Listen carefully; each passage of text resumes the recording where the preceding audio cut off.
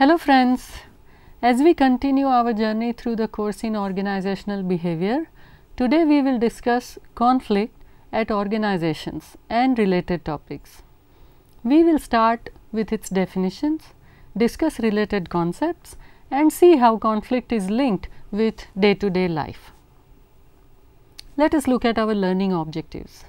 The first is defining conflict. The second is differentiating among the traditional, interactionist and managed conflict views of conflict. Third is outlining the conflict process. Fourth is understanding, analyzing and describing the nature of small and large scale conflicts. Let us look at definition. Conflict is a process that begins when one party perceives that another party has negatively affected or is about to negatively affect something that the first party cares about. Similarly, conflict can be defined as a process in which one party perceives that another party has taken or will take actions that are incompatible with one's own interests.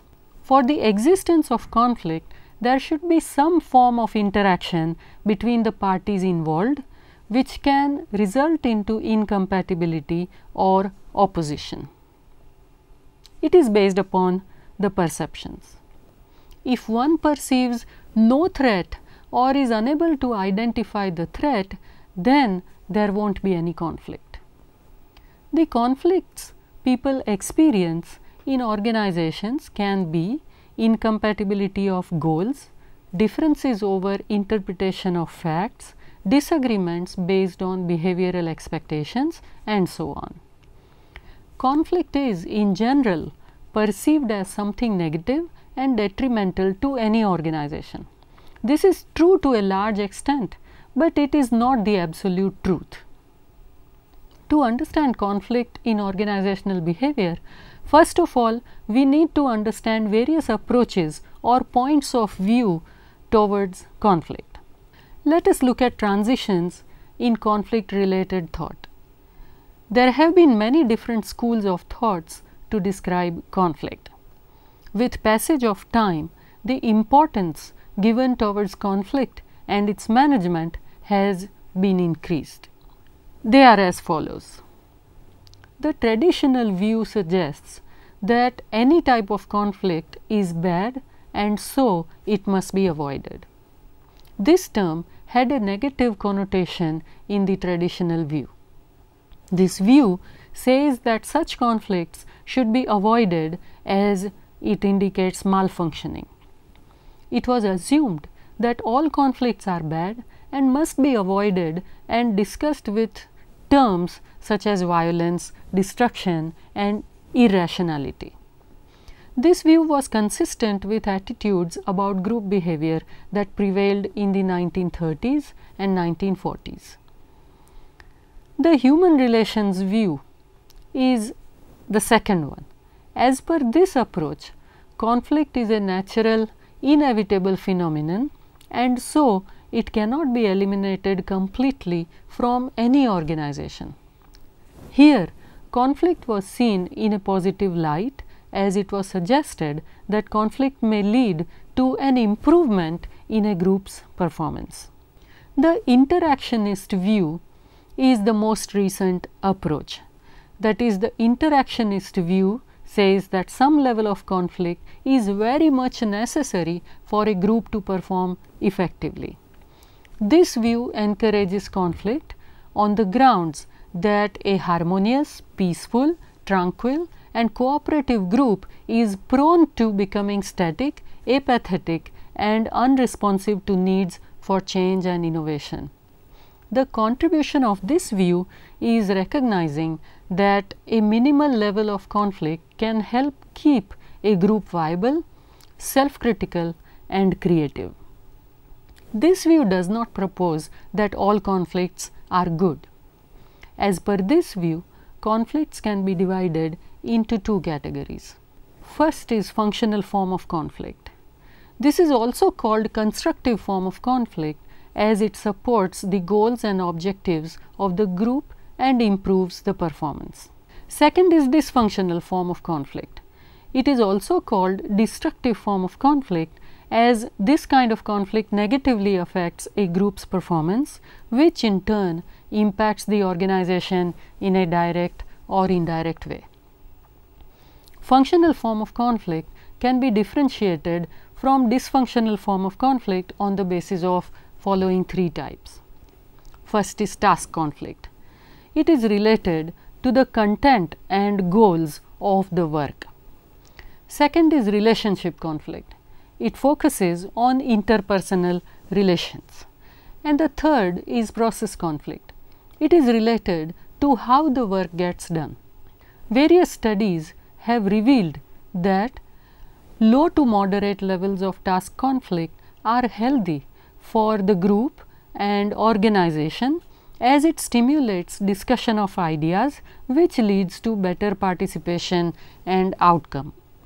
Low level of process conflict is also beneficial in getting the things done effectively. In general, relationship conflicts have been found to be destructive. The ego clashes and rivalry between employees often do a lot of harm to the group as well as to the organization. Now, let us look at resolution focused view of conflict. There are some very specific cases in which conflict can be beneficial. Workplace conflicts can take time away from job tasks, and hurt feelings and anger often lingers after conflict appears to be over. Task conflict sometimes escalate into relationship conflicts. Conflicts produce stress, which may lead people to become more close-minded and adversarial. Longer term studies show that all conflicts reduce trust, respect and cohesion in groups, which reduce their long-term viability. A growing body of research suggests that we can minimize the negative effects of conflict by focusing on preparing people for conflicts, developing resolution strategies and facilitating open discussions. The level of conflict in organizational behavior varies between micro and macro level. At the micro level lies the intra-individual conflict, that is, conflict occurring within an individual due to various reasons. This is the most basic kind of conflict where an individual confronts no one but himself or herself. Intra-individual conflict can arise due to the following factors. One is due to frustration. Any sort of physical or mental obstruction in the path of a person's goals leads to frustration inside him or her. That frustration, if arising out of the job, may lead to aggression and violence at the workplace. The reasons may vary from an abusive supervisor to a dead-end job with no growth opportunities. The frustration may lead to positive results as well as sometimes as the person may put in more efforts to reach his goals or bring changes to his goals as per the situation. But in most of the cases, frustration is not good, and so organizations should try to eliminate it. Second is goal conflict. It results due to two or more motives of an individual blocking one another. It happens when a person has a goal with both positive and negative aspects, two or more positive but mutually exclusive goals, two or more negative but mutually exclusive goals that one tends to avoid. As per psychology, the positive features of an organizational goal are more dominant than the negative ones in the very beginning. But as the goal comes nearer, negative aspects begin to become more prominent for the person. The point where approach equals avoidance is where stress, indecision, depression or unwillingness and other such mixed feelings develop in the person, which is damaging for him or her as well as for the organization. Third, is role conflict and ambiguity. Role is defined as a position that has expectations evolving from established norms. Different roles have different expectations and demands associated with them, which sometimes lead to role conflict. There are three types of role conflict. In between the person and the role, it refers to the differences between a person's personality attributes and expectations attached with the role. Intra-role, due to contradictory expectations about how a given role should be played, an ambiguous situation arises for the person. Inter-role, due to differing requirements of two or more roles that must be played at the same time, inter-role conflicts arise. This mostly happens in case of work and non-work roles. For example, a working mother has to play two separate roles at home and at the office. Interactive conflict at the macro level. It includes conflict between individuals as well as groups. First is interpersonal conflict. The most common form of conflict in any organization is the one between two persons. There are four major reasons of interpersonal conflict. The differences between persons arising out of different cultural and family background, education and values. The communication breakdown in the organization. The incompatible roles of the managers in contrast to their functions and the tasks which are interdependent. And environment marred by work stress, downsizing, market competition, uncertainties also leads to conflict. Second is intergroup behavior and conflict. It refers to the conflict between members of one group with those of the other groups. The reason leading to these can be competition for organizations' scarce resources like funds, space, workforce, etc. Difference in their objectives and priorities. Ambiguities on the part of responsibility and authority of a group. Envy between groups or unfair treatment of one group in terms of rewards, job assignments, working conditions, privileges, etc. Let us look at the stages of conflict development. Stage 1 is potential opposition or incompatibility. The first step in the conflict process is the appearance of conditions that create opportunities for conflict to arise. These conditions need not lead directly to conflict, but one of them is necessary if conflict is to surface. For simplicity's sake, we group the conditions which can also look at as causes or sources of conflict into three general categories: communication, structure and personal variables. The communication can be a source of conflict. They represent the opposing forces that arise from semantic difficulties, misunderstandings and noise in the communication channels. A review of research suggests that differing word connotations, jargon, insufficient exchange of information and noise in communication channel are all barriers to communication and potential antecedent conditions to conflict. Research has further demonstrated a surprising finding. A potential for conflict increases when either too late or too much communication takes place. Apparently, an increase in communication is functional up to a point after which it is possible to over communicate with a resultant increase in the potential for conflict. Structure. The requirements of the jobs can bring people into conflict. These conflicts are structural in nature. The term structure in this context includes variables such as size of the group, degree of specialization in the tasks assigned to group members, jurisdictional clarity, member goal compatibility, leadership styles, reward systems and the degree of dependence between groups.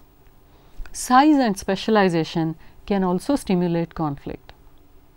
The larger the group and the more specialized its activities, the greater is the likelihood of conflict. Tenure and conflict have been found to be inversely related. The potential for conflict is greatest when group members are younger and when turnover is high. The greater the ambiguity about where responsibility for action lies, the greater the potential for conflict to emerge. Such jurisdictional ambiguities increase intergroup fighting for control of resources and territory. Diversity of goals among groups is also a major source of conflict. When groups within an organization seek diverse ends, opportunities for conflict increase. Reward systems too create conflict when one member's gain comes at another's expense. Finally, if a group is dependent on another group, in contrast to the two being mutually interdependent, or if interdependence allows one group to gain at another's expense, opposing forces are stimulated.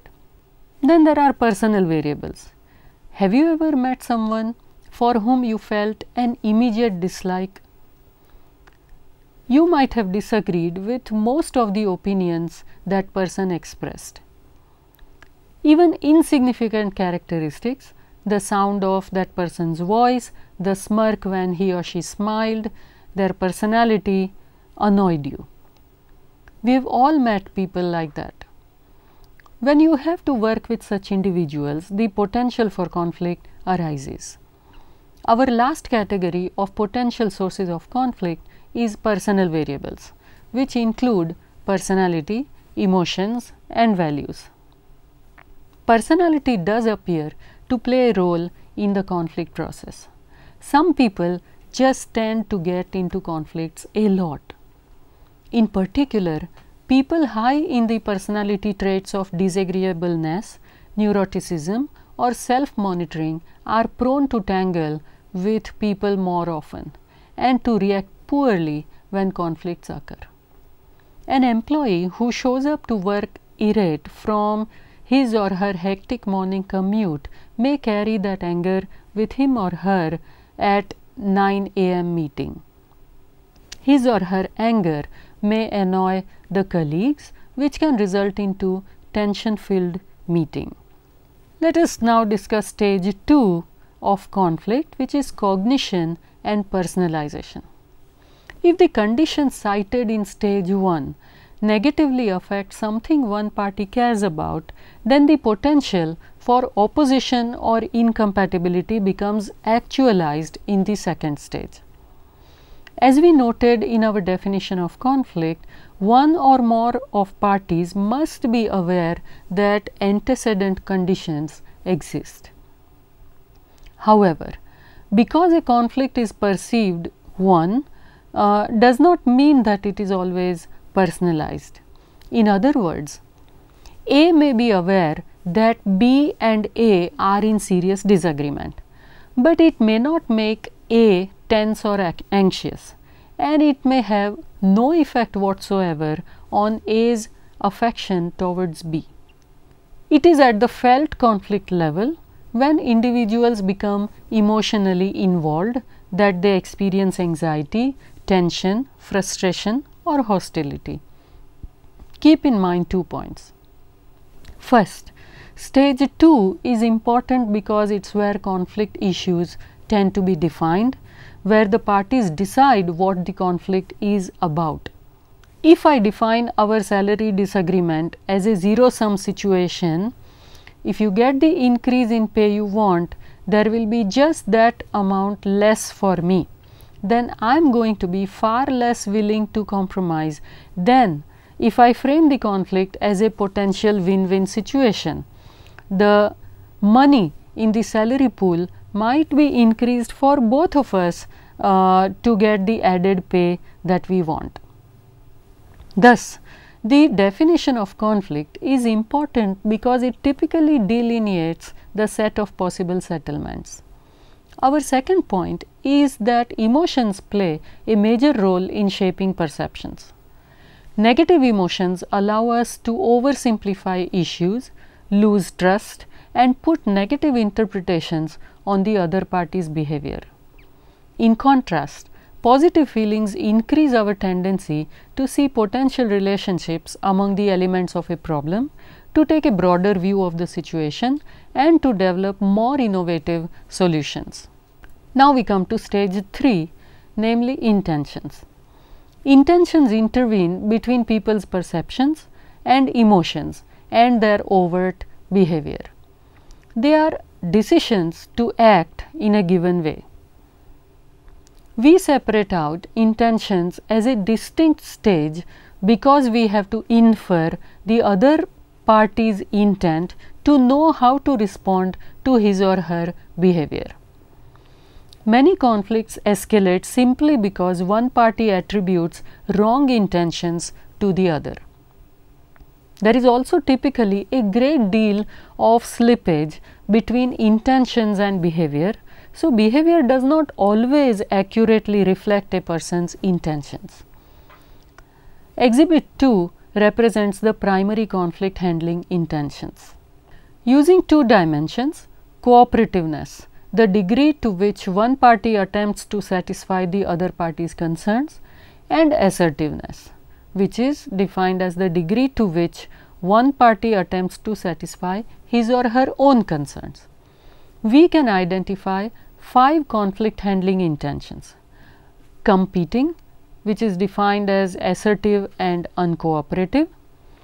Collaborating, which is defined as assertive and cooperative. Avoiding, which is defined as unassertive and uncooperative. Accommodating, unassertive and cooperative, and finally compromising, which is defined as mid-range on both assertiveness and cooperativeness. Let us discuss competing style. When one person seeks to satisfy his or her own interests regardless of the impact on the other parties to the conflict, that person is competing. You compete when you place a bet that only one person can win, for example. Collaborating is a style when parties in conflict each desire to fully satisfy the concern of all parties. There is cooperation and a search for a mutually beneficial outcome. In collaborating, the parties intend to solve the problem by clarifying differences rather than by accommodating various points of view. If you attempt to find a win-win solution that allows both parties' goals to be completely achieved, that's collaborating. Avoiding. A person may recognize a conflict exists and want to withdraw from or suppress it. Examples of avoiding includes trying to ignore a conflict and avoiding others with whom you disagree. Accommodating. A party who seeks to appease an opponent may be willing to place the opponent's interests above his or her own, is sacrificing to maintain the relationship. We refer to this intention as accommodating. Supporting someone else's opinion despite your reservations about it, for example, is accommodating. Compromising. In compromising, there is no clear winner or loser. Rather, there is a willingness to ration the object of the conflict and accept a solution that provides incomplete satisfaction to both the parties' concerns.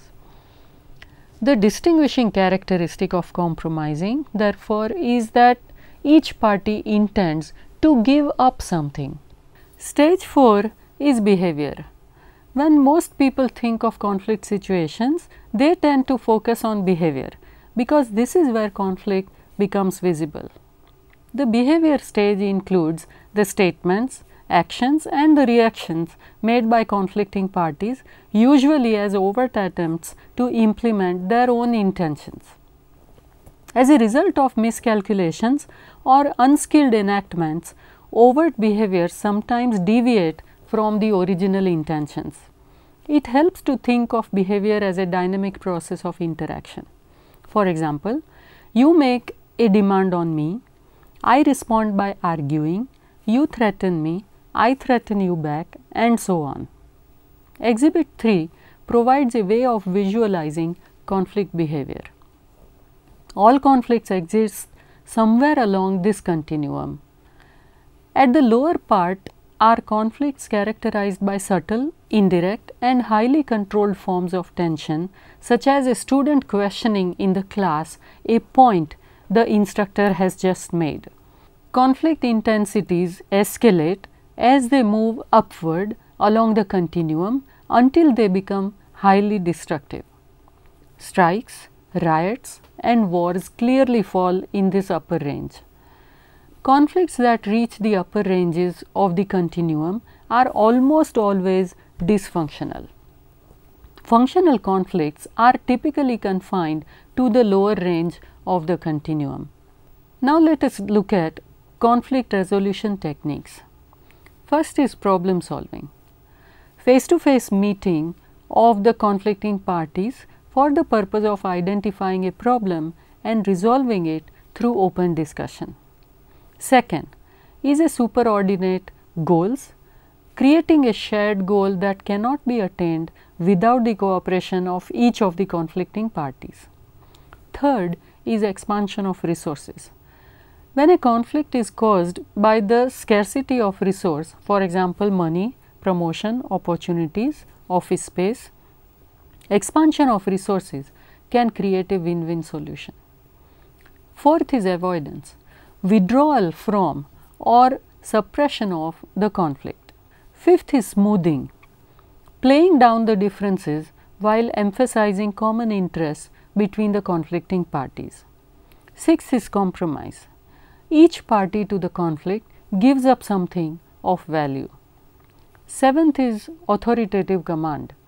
Management uses its formal authority to resolve the conflict and then communicates its desire to the parties involved. Eighth is altering the human variable. Using behavioral change techniques such as human relations training to alter the attitudes and behaviors that cause conflict. Ninth is altering the structural variables. Changing the formal organization structure and the interaction patterns of conflicting parties through job redesign, transfers, creation of coordinating positions, and the like. Let us look at conflict stimulation techniques. Communication. Using ambiguous or threatening messages to increase conflict levels. Bringing in outsiders, adding employees to a group where backgrounds, values, attitudes, or managerial styles differ from those of present members. Restructuring the organization, that is realigning work groups, altering rules and regulations, increasing interdependence, and making similar structural changes to disrupt the status quo. Appointing a devil's advocate, designating a critic to purposely argue against the majority positions held by the group. Finally, stage 5 is outcomes. The action-reaction interplay between the conflicting parties results in consequences. As our model demonstrates, these outcomes may be functional if conflict improves the group's performance or dysfunctional if it hinders the performance. Functional outcomes. It is hard to visualize a situation in which open or violent aggression could be functional, but it is possible to see how low or moderate levels of conflict could improve the effectiveness of a group. Let us consider some examples and then review the research evidence. Note that all our examples focus on task and process conflicts and exclude the relationship variety. Conflict is constructive when it improves the quality of decisions, stimulates creativity and innovation, encourages interest and curiosity among group members, provides the medium through which problems can be aired and tensions released, and fosters an environment of self-evaluation and change. The evidence suggests conflict can improve the quality of decision making by allowing all points to be weighed, particularly those that are unusual or held by minority. Conflict is an antidote for groupthink. It does not allow the group to passively rubber stamp decisions that may be based on weak assumptions, inadequate consideration of relevant alternatives, or other debilities. Conflict challenges the status quo and therefore furthers the creation of new ideas, promotes reassessment of group goals and activities, and increases the probability that the group will respond to change. An open discussion focused on higher order goals can make these functional outcomes more likely. Groups where members have different interests tend to produce high quality solutions to a variety of problems than do homogeneous groups. Team members with greater differences in work styles and experience also tend to share more information with one another. These observations lead us to predict benefits to organizations from the increasing cultural diversity of the workforce. And that is what the evidence indicates under most conditions.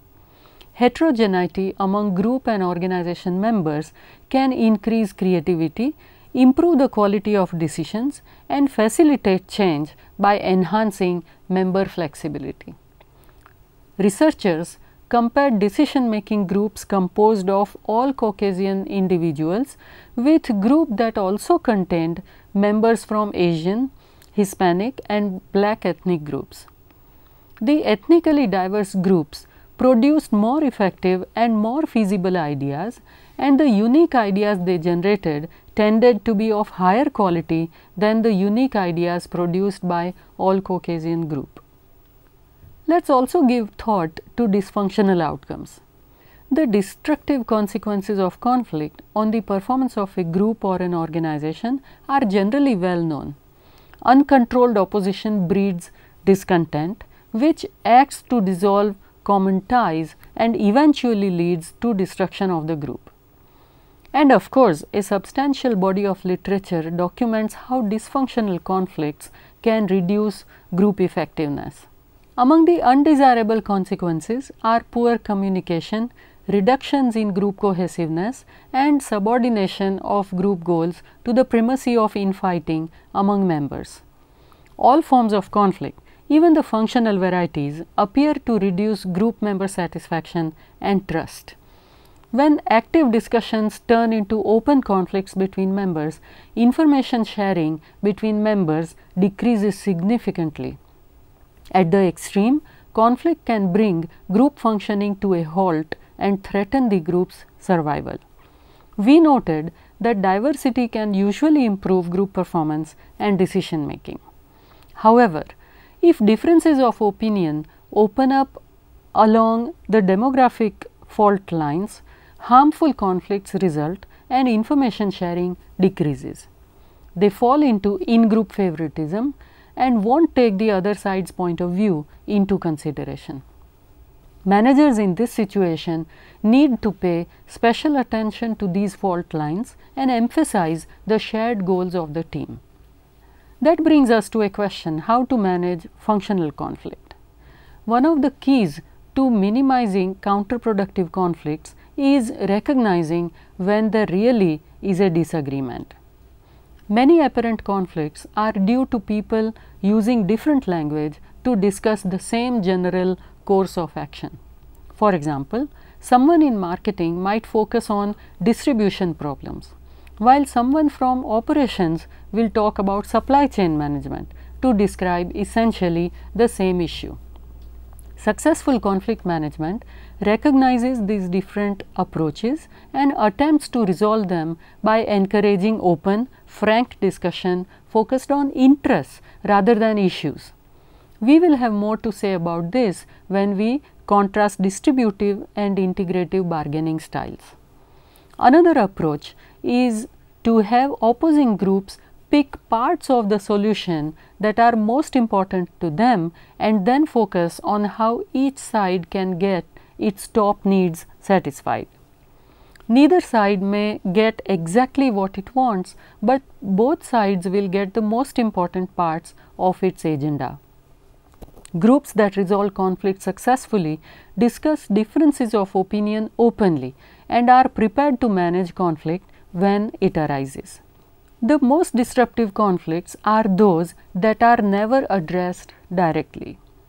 An open discussion makes it much easier to develop a shared perception of the problems at hand.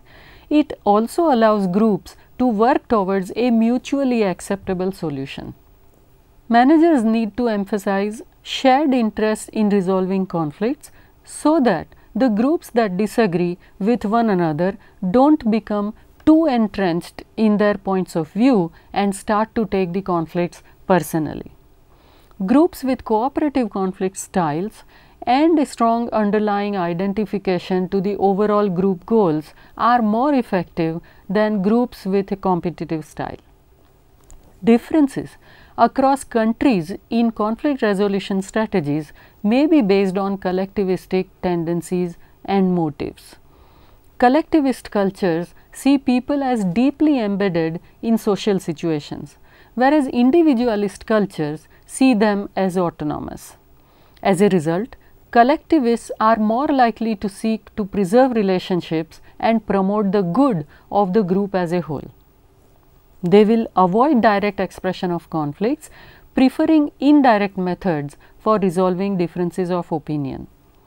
Collectivists may also be more interested in demonstrations of concern and working through third parties to resolve disputes, whereas individualists will be more likely to confront differences of opinions directly and openly.